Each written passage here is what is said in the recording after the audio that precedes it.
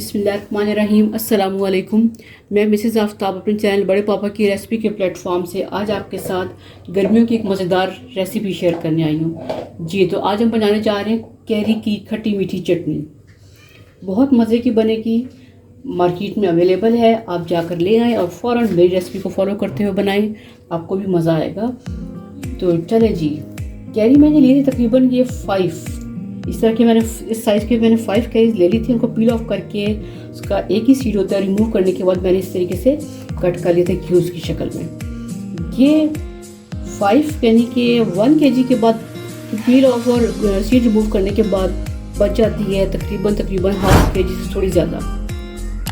इसी के अकॉर्डिंग मैंने शुगर ली है, चीनी ली है, ये ½ kg से कम है क्योंकि इक्वल क्वांटिटी में नहीं जा रही, बल्कि आप ½ kg कर ले तो भी ठीक लगेगा। अच्छा जी, इसमें जो ड्राई इंग्रेडिएंट्स में ये मिसाले जा रहे हैं, ये है ½ टीस्पून से कम है कलौंजी, ½ टीस्पून मेथी दाना और 1 टीस्पून है ज़ीरा।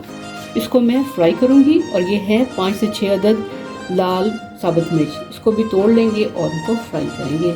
इसी के साथ इसमें जाएगा ½ टीस्पून काला नमक और 1/4 टीस्पून वाइट सॉल्ट, सादा नमक। तो चलो जी, सबसे पहले हम क्या करेंगे, मसालों को फ्राई करते हैं। इनके साथ हम रेसिपी स्टार्ट करते हैं। सबसे पहले मैं इसमें डालूंगी कुकिंग ऑयल, तकरीबन 4 टेबलस्पून कुकिंग ऑयल बस। इसके बाद इसमें ऐड करने, ऑयल गर्म हो रहा है और अब इसमें मैं ऐड करूंगी ड्राई इंग्रेडिएंट्स जो आपको मैंने बताए थे। क्या क्या थे वाला, ये देखिए, ये डाल दिए, हल्की आंच पे ये फ्राई होंगे। साथ ही मैं इसमें जो रेड चिली पेपर थी उसको मैं तोड़ के डाल देती हूँ।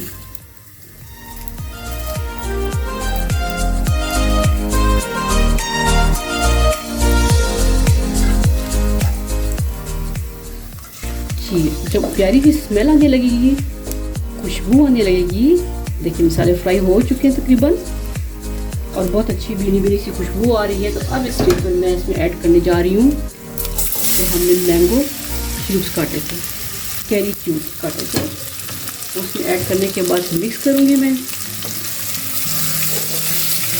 2-4 मिनट इसको अच्छी तरह से फ्राई करना है। बहुत ज़्यादा मैं मसाले नहीं इसमें यूज़ कर रही। चटनी का ये मतलब नहीं होता है कि आप ढेर सारे इसमें मसाले डाल दें, खूब स्पाइसी बना दें, दिल जलता रहे। नहीं, चटनी का मतलब होता है आप खाएं, खट्टी मीठी लगे आपको, आप इंजॉय करें।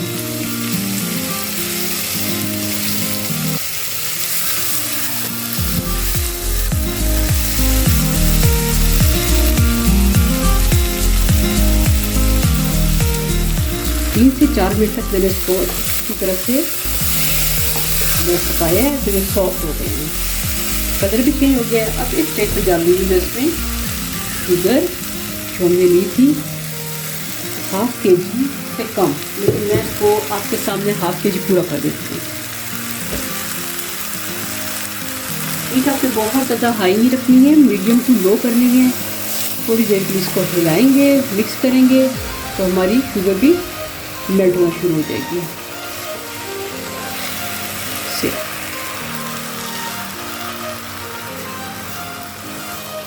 अब 2-4 मिनट इस तरह से फिर मज़ीद इसको पकाएंगे, हमारे मैंगोज और सॉफ्ट हो जाएंगे।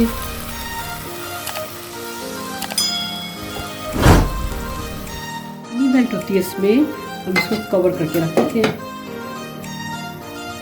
और तकरीबन 4 मिनट के बाद फिर देखेंगे चीनी मुकम्मल मेल्ट हो जाएगी।